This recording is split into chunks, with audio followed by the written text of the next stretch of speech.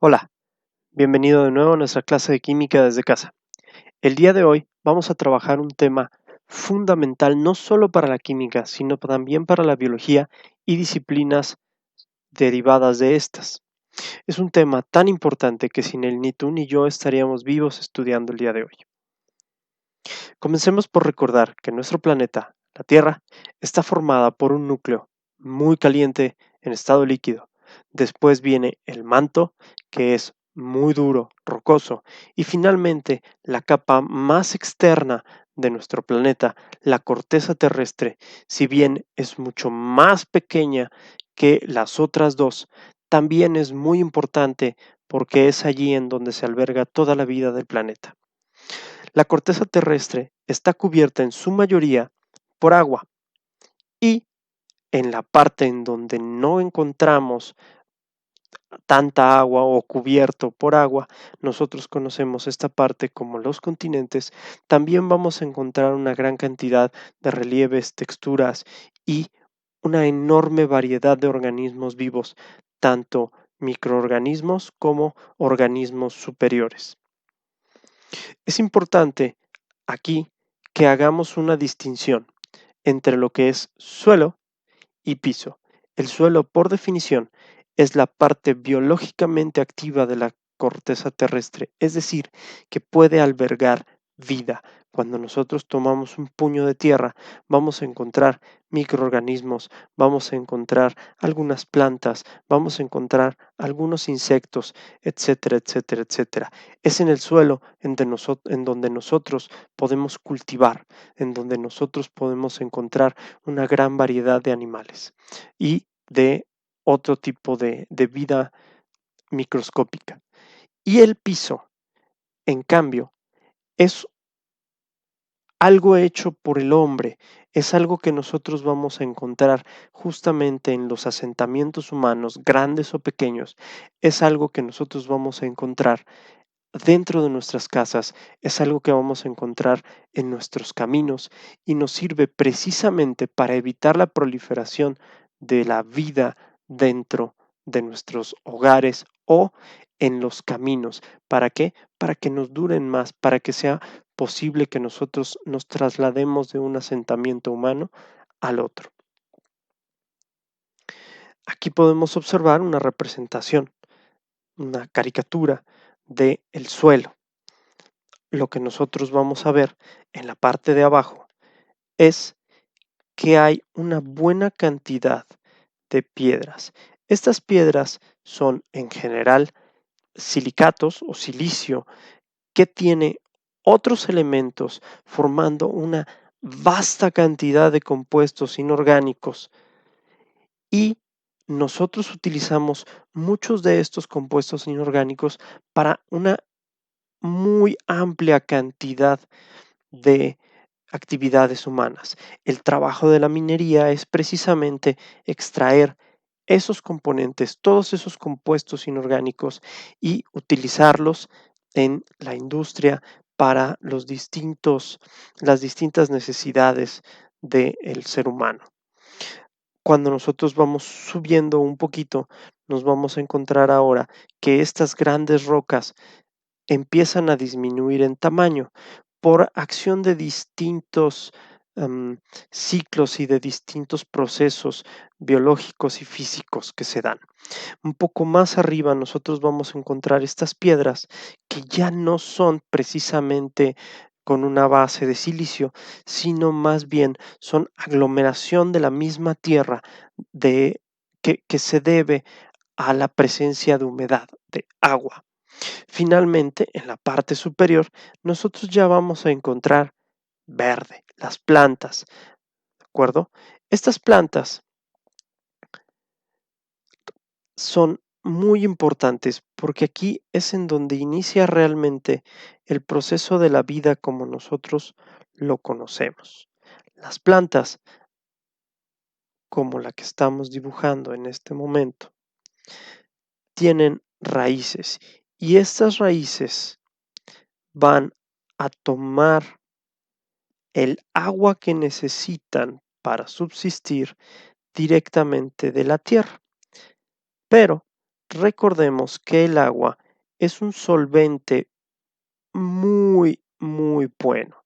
Y este solvente lo que va a hacer es, al mismo tiempo de estar ahí presente en la tierra, presente en el suelo, va a ir disolviendo algunos de los componentes que están en estas piedras.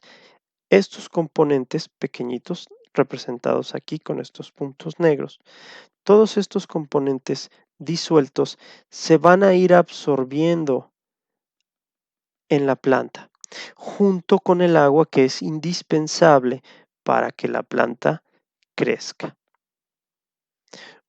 La planta va a ir utilizando estos componentes, todos estos micronutrientes, y va a proliferar, va a utilizarlos como parte de sus nutrientes para poder crecer.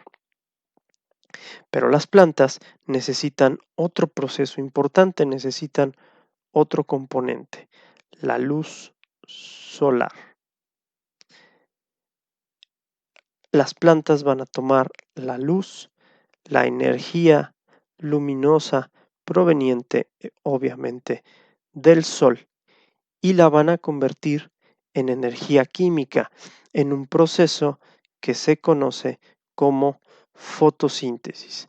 La fotosíntesis va a tomar tres componentes principales.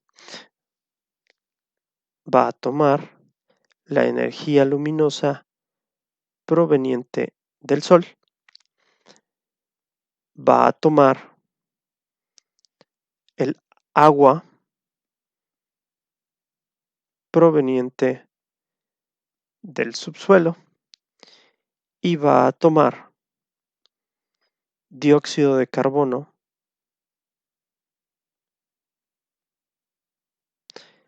del aire y va a producir dos cosas: oxígeno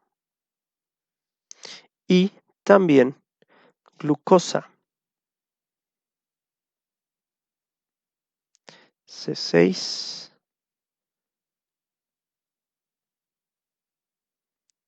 H12 o 6. Tanto el oxígeno como la glucosa son indispensables para que otros organismos, por ejemplo, un conejito,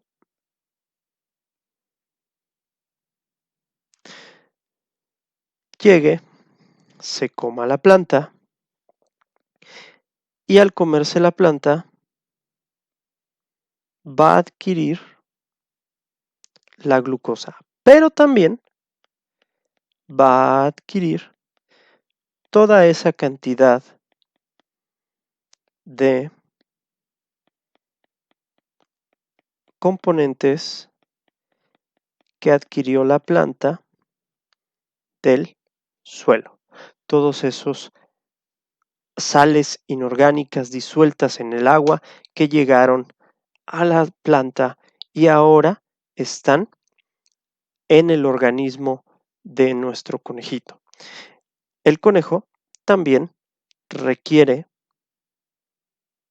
del oxígeno que la planta liberó y va a generar a su vez dióxido de carbono que la planta necesita para que este ciclo se mantenga. Entonces ya tenemos un organismo que es capaz de generar su propia energía, su propio alimento. Se conocen como organismos autótrofos, como nuestra querida plantita.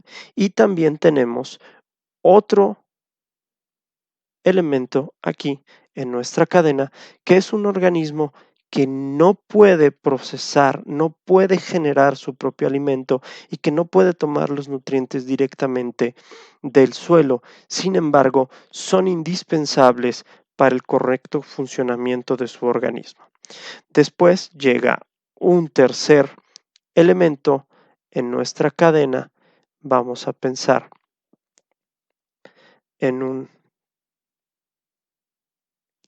ponemos aquí los ojitos.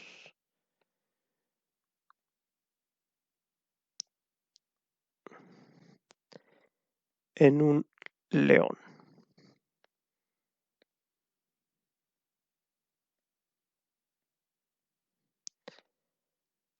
Que al comerse a nuestro conejito, va a adquirir todos los nutrientes que vienen desde la planta a través del cuerpo del conejito y evidentemente también va a obtener todos estos componentes que vienen desde el suelo y que también son esenciales para el correcto funcionamiento de la vida de este otro carnívoro.